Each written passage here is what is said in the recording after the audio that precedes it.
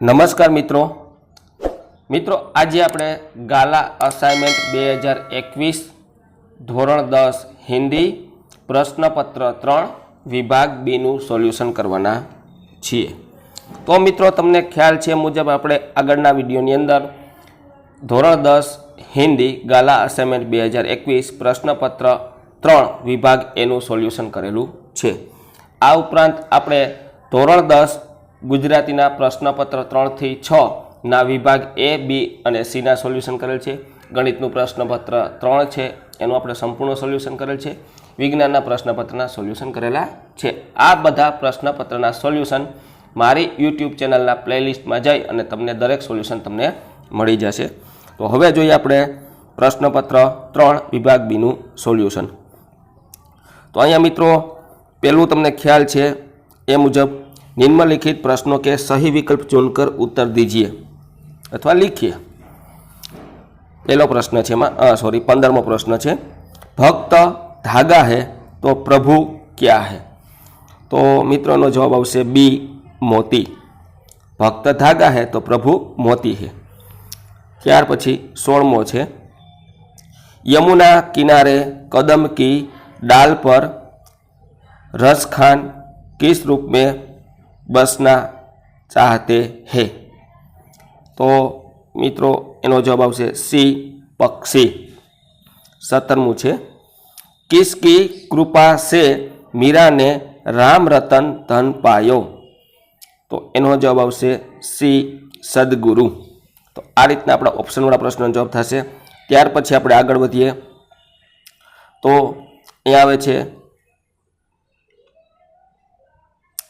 सही विकल्प चुनकर रिक्त स्थानों की पूर्ति कीजिए। एम 18मु है, तापस सुकुमारी खाली जग्या बनी। तो मित्रों एम आवशे शीला। तापस सुकुमारी शीला बनी। त्यार पछी आवशे संकट में प्राण बचाने के लिए, संकट में प्राण बचाने के लिए सारी खाली जगह लगा देनी चाहिए। तो मित्रों एमा जवाब आवशे शक्ति। शक्ति लगा देनी चाहिए।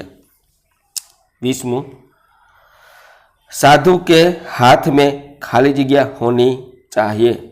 तो जवाब आवशे एमा गौमुखी। साधु के हाथ में गौमुखी होनी चाहिए।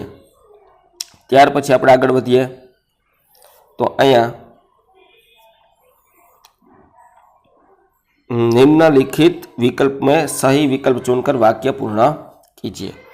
21मु, सन सन सन सन हवा के चलने से ऐसा लगता है। तो एनो जवाब आवशे अहींया अ, मानो गीत का स्वर उभर कर आ रहा है। तो तमारे आ रीतनो जवाब लखवानो छे। आखुं वाक्य पूर्ण करवानुं छे। सन सन सन हवा के चलने से ऐसा लगता है मानो गीत का स्वर उभर कर आ रहा है। त्यार पछी 22मु है, संत रैदास कहते हैं कि प्रभु आपके प्रति मेरा समर्पण भाव। तो एमा मित्रों जवाब आवशे अ,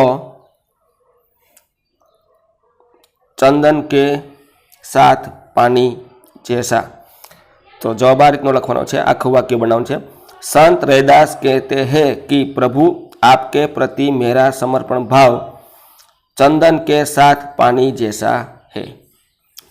त्यार पछी 23मु, भूख कविता में भूख से लड़ता हुआ प्राणी।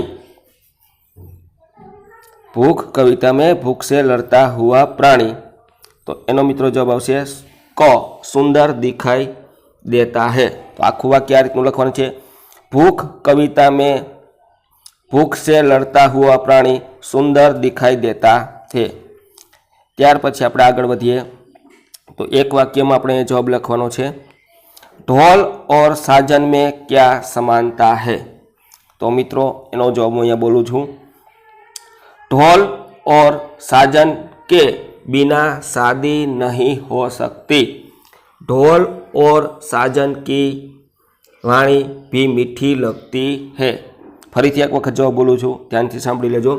ढोल और साजन के बिना शादी नहीं हो सकती। ढोल और साजन की वाणी भी मीठी लगती है।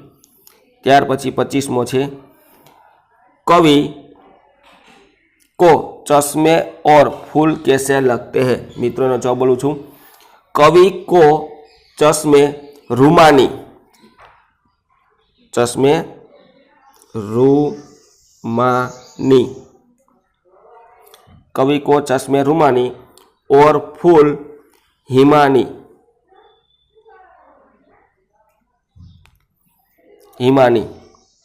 तो कवि को चश्मे रूमानी और फूल हिमानी लगते हैं।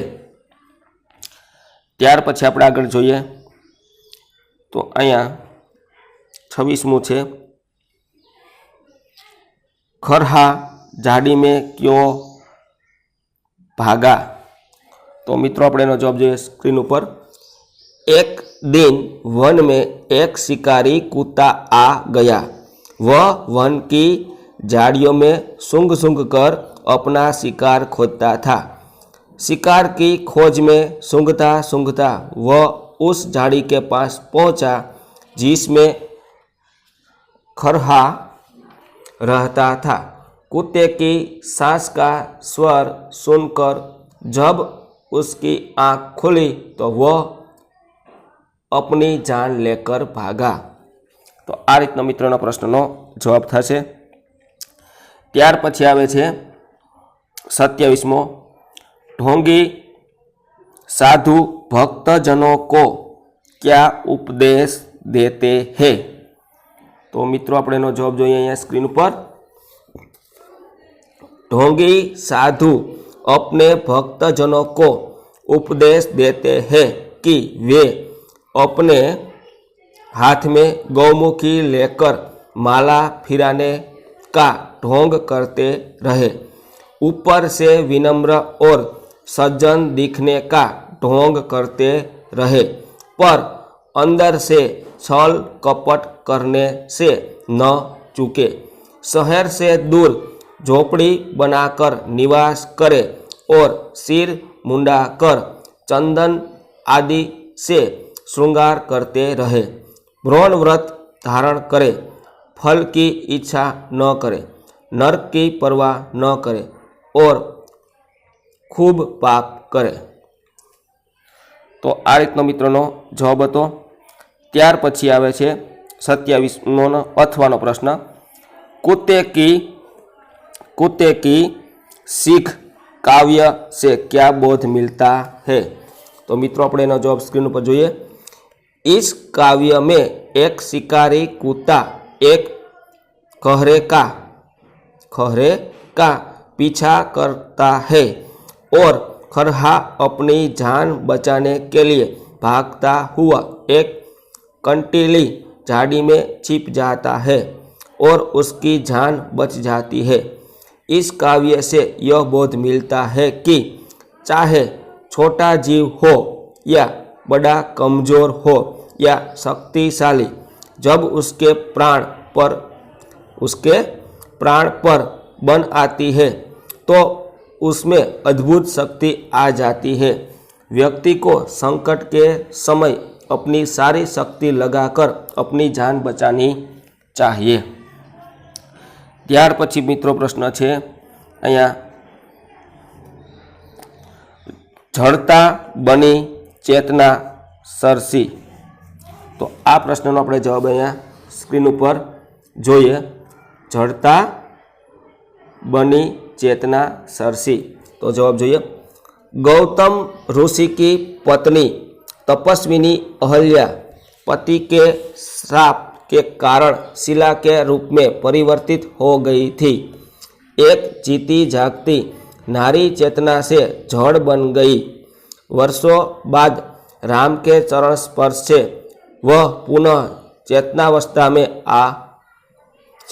में आई थी। त्यार पछी अपने अथवानो जोई।